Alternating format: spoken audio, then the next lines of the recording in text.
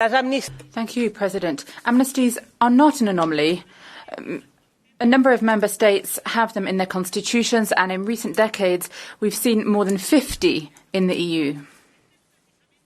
And this is the case that we're seeing in Spain with the 77 amnesty.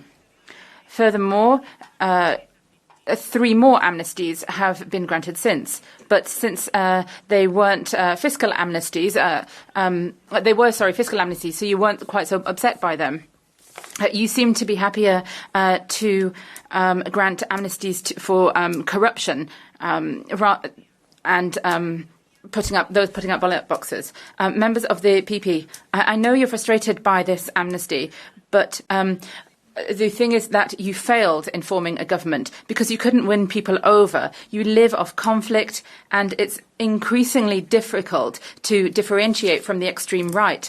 We have to recognise that seeing you demonstrate side by side with fascist and Nazi symbols doesn't really help.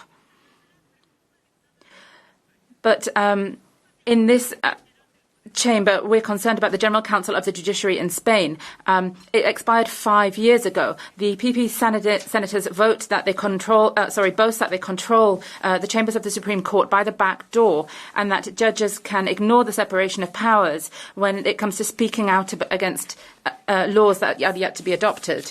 We know that this amnesty will not put an end to the conflict, but it will allow us to tackle the substance of the matter on an equal footing, and that is the right of Catalonia to self-determination. Thank